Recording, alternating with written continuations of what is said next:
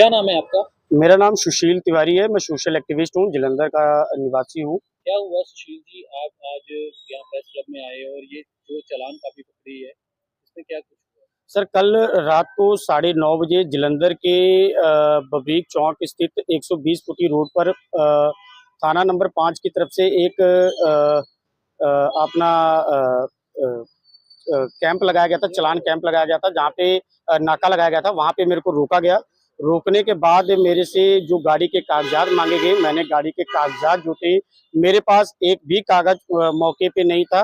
और मैंने इन्हें डिजी लॉकर पे, जो कि सेंट्रल गवर्नमेंट की हिदायत है कि डिजी लॉकर आपको मान्य है, मैंने डिजी लॉकर पर इन्हें कागज दिखाने का प्रयास किया, मगर एएसआई बलजीत सिंह जी ने कागज देखने से इनकार कर दिया। और उसके बाद में मेरे 3 चालान किए गए।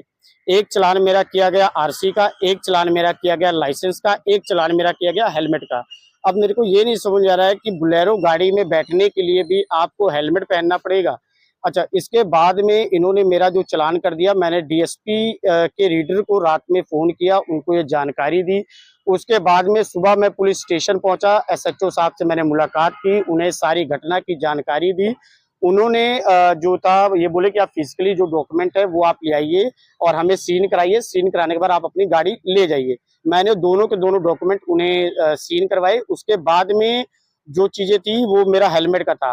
अब हेलमेट का मैं आपको दिखाना चाहूंगा कि हेलमेट का जो मेरा 64 नंबर जो था, 64 नंबर, उस पे इन्होंने क्या किया, एएसआई बलजीत सिंह जी ने वहां पर टेप लगाकर उसको निकाल दिया। वहां से निकाल कर उस चालान को मेरा 86 नंबर पे यानी सीट बेल्ट पे कन्वर्ट कर दिया।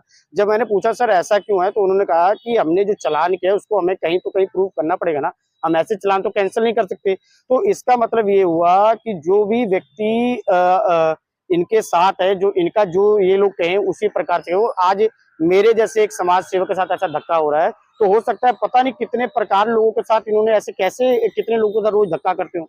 इनका तो रोज का यही लेकिन सिस्टम। जब आपका चालान किया गया तब आपने उनसे पूछा नहीं कि कार का चालान हो रहा है, आप हेलमेट का चालान कैसे काट रहे हो? सर, मैंने जब उनसे पूछा तो उन्होंने कहा कि ड्यूटी अफसर मैं हूँ, आप मेरे को ना बताओ कि क्या करना है क्या नहीं, जो आपका फॉल्ट है उसका मैं चालान कर रहा हूँ। मैंने कहा ठीक है सर।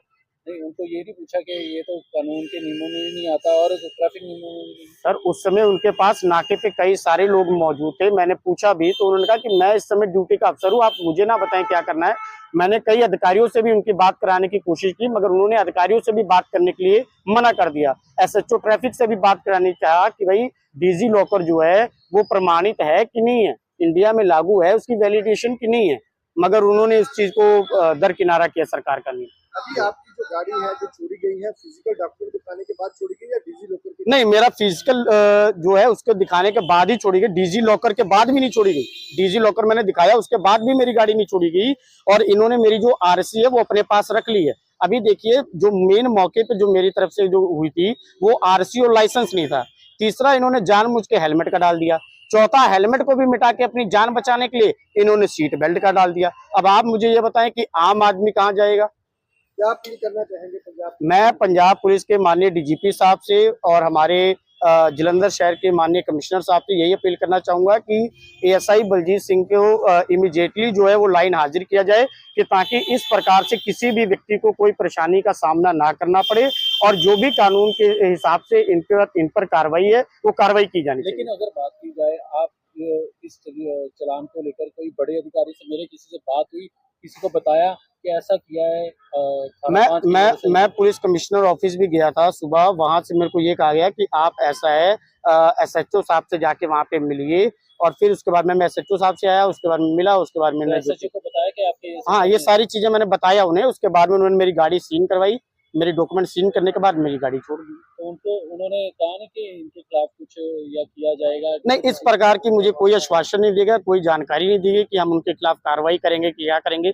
देखिए, कोई भी व्यक्ति जब किसी भी प्रकार का कोई गलत काम करता है, कोई भी चीज, तो उसका परिवार का व्यक्ति उसे बचाने का प्रयास अवश्य करता है। आप सभी लोग इतने अच्छे लोग हैं, सभी मीडिया से जुड़े हुए लोग, पत्रकार हैं, तो परिवार का कोई भी एक व्यक्ति अगर गलती करेगा तो उसको छिपाने का प्रयास तो पूरा परिवार करेगा। चालान किया गया, उसके बाद इससे ही छेड़खानी की गई।